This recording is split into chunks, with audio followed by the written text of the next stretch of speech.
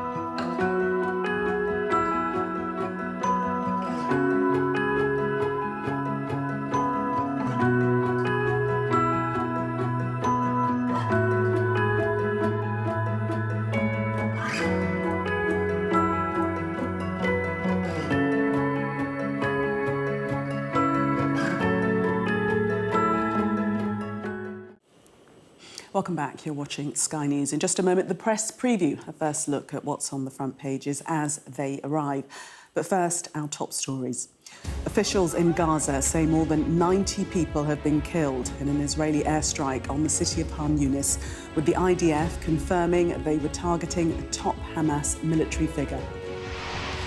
Police have arrested a 34-year-old man in connection with the discovery of human remains in Bristol and West London. England manager Gareth Southgate has told supporters he is a believer in dreams ahead of England and Spain facing off in the Euros final tomorrow night.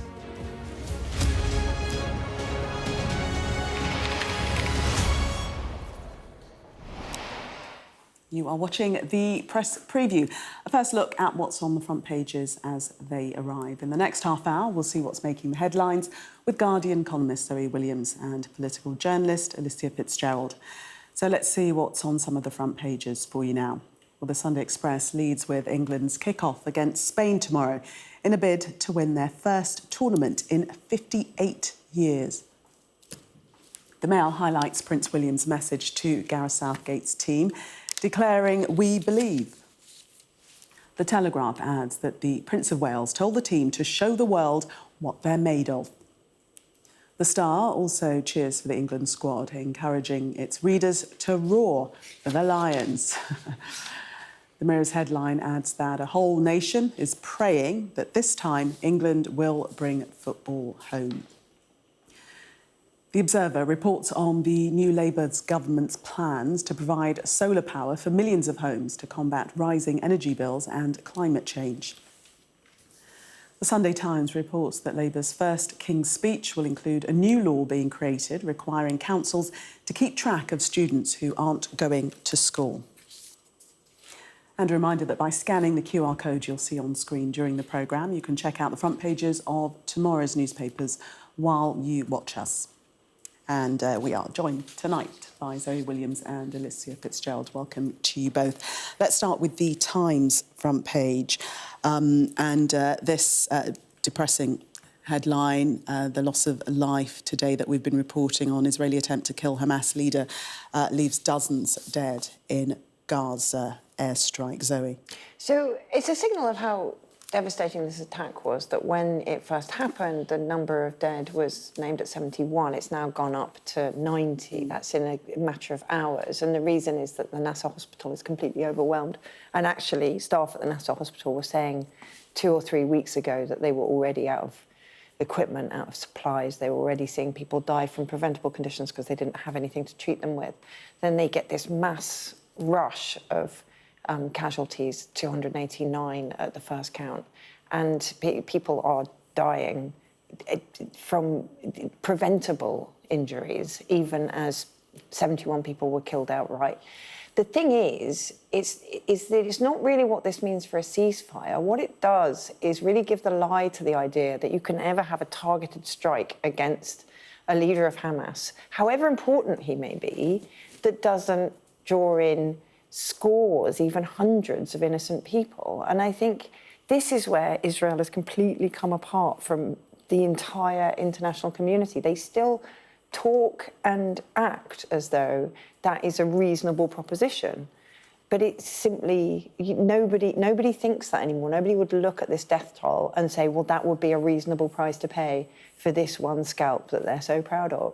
And Alicia, obviously, we read that it's to compound the hit, if you can in any way. It's in a humanitarian zone, which is meant to be a safe area. Absolutely, and this isn't the first story very similar to this that we've heard just since the beginning of this war, which I think is exactly what you were saying, Zoe, why the support for Israel is starting to waver a bit from the world stage and from other world leaders, because this idea of a targeted attack, as you said, is just not efficient, and clearly there seems to be so much civilian casualty every single time and very little evidence that these targeted attacks are actually doing anything and are actually effective in any way, and especially because of the location of this being a so-called safe zone. I mean, I think the support for Israel everywhere, really, across the board, is starting to waver, it's starting to fragment. And the more that this is escalated, the further away the prospect of a ceasefire really is. I mean, it's extraordinary, that idea of a humanitarian zone, because I saw a doctor recently, an American who'd been seconded to, who'd gone out on an aid mission, and he said it's a killing box. The whole of Gaza is a killing box. There is nowhere that's safe to go. And even if you're in a putatively safe place,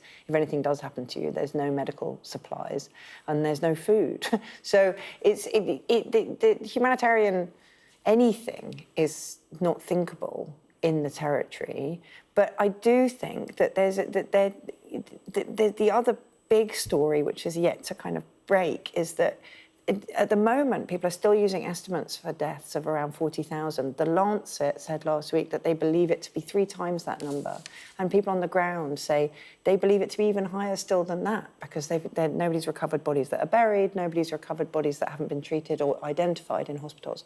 So however bad it looks, it's almost certainly worse. And I think that is coming home to roost to the international community as well. Indeed. Let us move on to lighter matters. We can take a look at the football, surprise, surprise, tomorrow evening. There's a little bit of a game going on, I believe. 8 p.m, front of the Sunday Express. We can do it.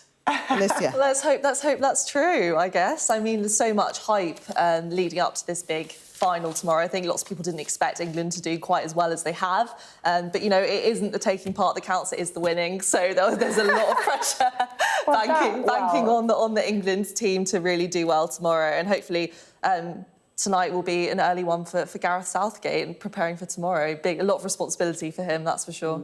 Will he sleep tonight? Will any of them sleep tonight? Gareth Southgate looks to me like a guy who sleeps quite well. No? I mean, he's very mellow. He's very calm. Well, that's the calm exterior he shows in public. He does not look like a sleep-deprived or grumpy man, which I think is why even non-football fans really like him. I mean, I don't know. I think I was watching on Wednesday in Ramsgate, because it was the only pub that would take an under 18-year-old, and my son wanted to watch it. So there was like the whole of Ramsgate, 4 Dutch people, and everybody was singing A Little Mouse with Clogs On right at them. And they were looking like, is this is this going to end well? At least we know the pubs are going to do well tomorrow financially. Yes. I'm sure that will probably make up any kind of financial struggle or loss that they've had over the past few years just from one night. So yeah, I mean, positive there. I think all the pubs. I mean, the point was that it seems to me like a very cheerful tournament. I think I can't see. Yeah, it seems quite good-natured, and I don't know whether I just haven't caught up with football and it is good-natured now, or whether everybody's just in a good mood. You know, we've got a new government. No, I think it is. I think it is. It's been very good-natured. Primarily because we're doing well. But messages coming in thick and fast for the team. Front of the Telegraph, Prince of Wales gives Kane and company a stirring send-off as the whole of England dares to dream. We've had letters, I think, from Sunak and Sir Keir Starmer. We can bring those up, giving their support to the team. I know that the King had previously said that, you know, do well, but perhaps don't take us to penalties for the sake of everyone's nerves. So, Sunak, there, you should all be proud of what you've achieved so far, and I hope you can take some strength from the millions at home kicking every ball alongside you. That's the Prime Minister, Keir Starmer, there. You don't need a running commentary from a politician on what you should or shouldn't do. You're here not because of luck, but because of your graft and hard work. You've earned it. I think we might have miscaptioned those, because the one before sounded much more like Sunak.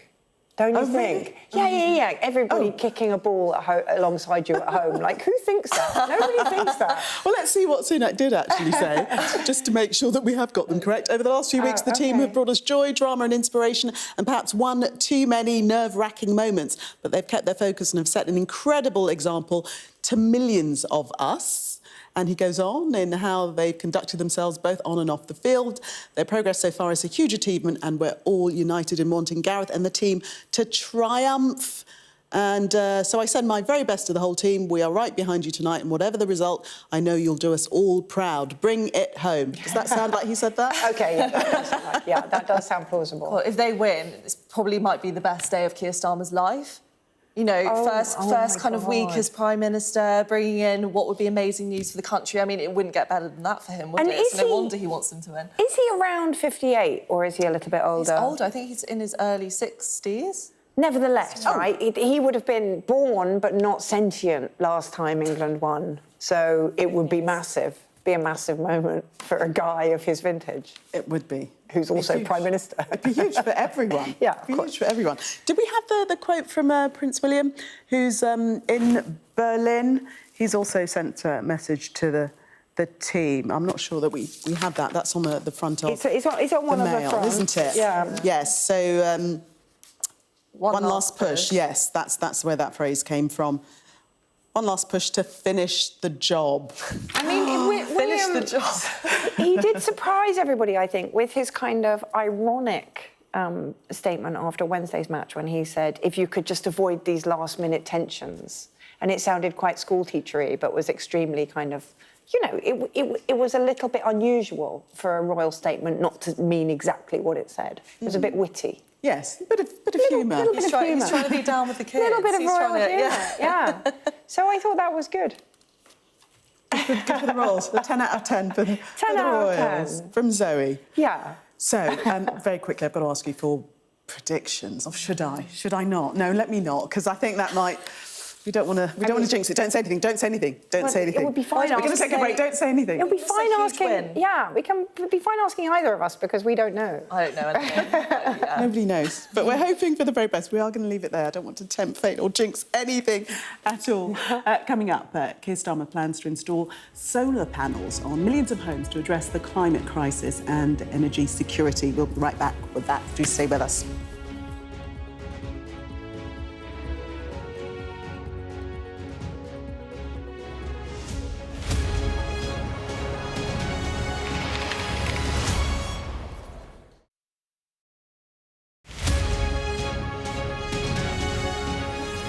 This was fourth peak of my 7 summits. I'm trying to complete highest peak in each continent. So this was my fourth peak, and I'm just back after successfully It was 2 weeks, wasn't it? It was 2 weeks, yeah. We finished slightly early. So I was Gurkhas, so 15 years, lost both my legs. That was with an IED, wasn't it? Yes, with the IED. And I wanted to do something, and I went to climb Mount Everest last year. And by the time I have already done 3 highest peak in 3 continents. So I think it would be good to complete 7 summits, so all the peaks in all continents, to make awareness of disability. Talk to us about what it was like when you lost your legs and the emotional challenges that you faced. It was hard. The main thing was I wasn't aware of disability. This is why I'm trying to make awareness of disability. I wasted up nearly 2 years of my time because I didn't know what to do. So my aim for now is to make awareness of disability, so people with a disability can believe themselves that they can do something, but also we need to make awareness to our family, friends, communities, and authorities, so that they don't discriminate us, so we can live as a normal life as possible, like other people. Yeah, I mean, to climb 20,000 feet is a challenge for anybody. To climb 20,000 feet plus when you don't have any legs below your knees is a challenge and a half. What was the hardest part for you? Hardest part was, you know, are you going to make it? You know, mentally it was. Physically, I knew how hard that was going to be, but mentally it was really, really hard. That we thought that weather was going to improve. It didn't improve, and we just kept it going. Many teams who came back down on that day. Many teams they didn't. You know, there was no summit for a couple of days. So mentally it was tough.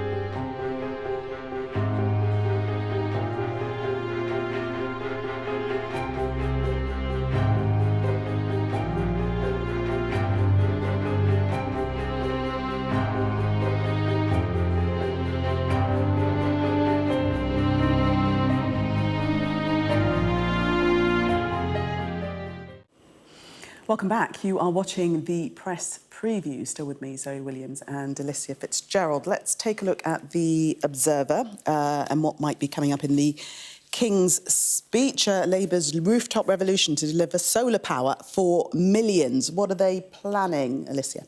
So this is part of one of Labour's big pledges, which is to increase our energy security in the UK, and they are planning a mass rollout of solar farms, and as well as installing solar panels on more houses. They're saying that this could power up to 400,000 homes across the UK. However, it's not without some controversy. The solar farms particularly, they are going to be placed on what we call green field sites or farmland, and there is some worry, mainly because lots of local residents have said that they really don't want it there. It's a bit of an eyesore kind of thing, and also because it's taking up farmland, and the Conservatives have already come forward today and said that they are really anti this, and that what Ed Miliband and the Labour Party are doing is putting our food security at risk in place of our energy security. So there's definitely some friction there between the two plans, but this has been one of Labour's kind of key pledges for some time now. Energy security is really up there on the priority list, and so is building things, actually. It's another one of their pledges, so it kind of all ties into their ethos. So is this going to be one of their major tasks, fighting against NIMBYs? I mean, the scale of those 3 farms is massive. It kind of, you can't really get a sense of it from the controversy because the right-wing press overreacts to everything. But that's going to be a third of the solar energy supply for the whole country from those sites. So they probably are. Well, they're saying 2/3. Two-thirds of the solar energy. I mean, it's really huge. So fair play, they probably are quite big and you probably can see them. There probably is an eyesore argument. I wouldn't take the food security argument too seriously, because if there were a genuine risk to food security, they would have chosen other sites. These aren't going to be sites to which arable crops are being sacrificed. Nevertheless, I think you're right. I think it is designed to take on that NIMBY element, and I think it is probably a bit of pitch rolling for the relaxation of planning laws, which will be essential for their house building promise. So I think they probably are taking the fight to that voice rather than just kind of in a defensive crouch waiting to get pummeled.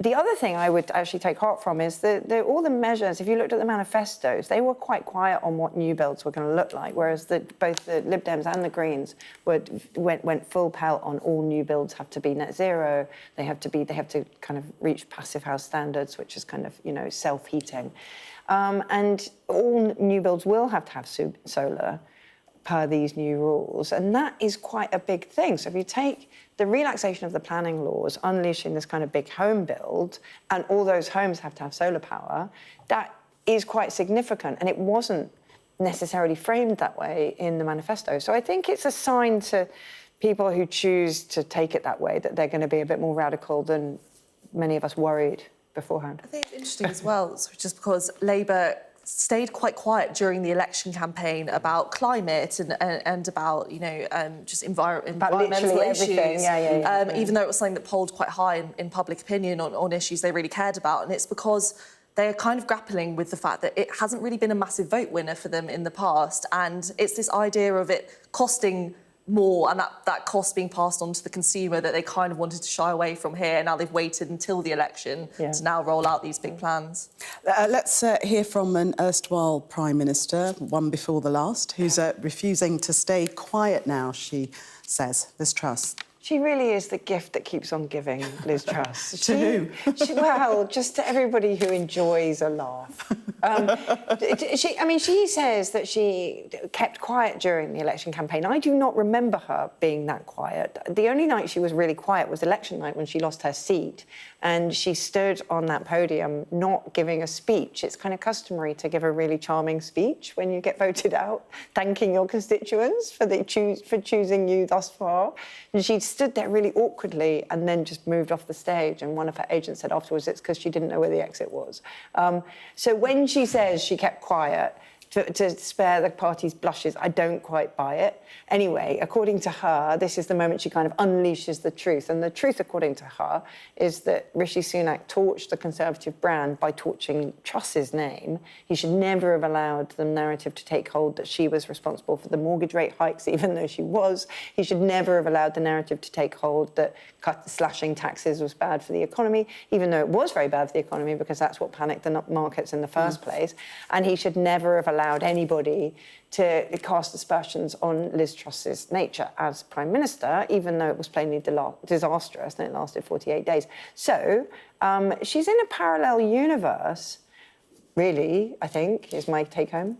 Alicia, sour grapes? I mean, it would seem that way, wouldn't it? I think what's interesting, though, about this and the timing of this is that she's not actually the first person to echo this idea that it was Rishi Sunak's fault. The massive Conservative loss was Rishi Sunak. I mean, we heard really similar from Kemi Badenoch just a few days ago. She was effectively saying that lots of senior Conservatives, I think she cited Penny Mordaunt, for example, would still have kept their seats if it weren't for the way that Rishi Sunak conducted the election campaign. And I think it all just speaks to this idea that the Conservative Party is still super fragmented, even after their big loss. They're not united yet, and they're all very keen to blame everyone but themselves at any given point. I mean, these are all very senior people within the party who played a big role in how the party projected its image to the public over the past 5 years. So some perhaps positioning for a future leadership role. Alicia and Zoe, thank you very much for the moment.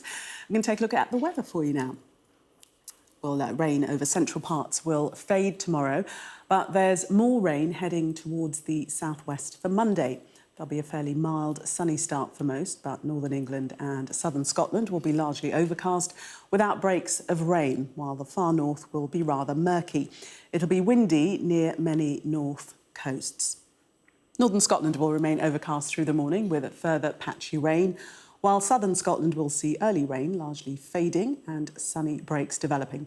Elsewhere, most places look fine, but there'll be showers, mainly over Ireland, while northern Scotland will be rather grey. The Midlands will see cloud and a little patchy rain edging in. It'll be warmer for most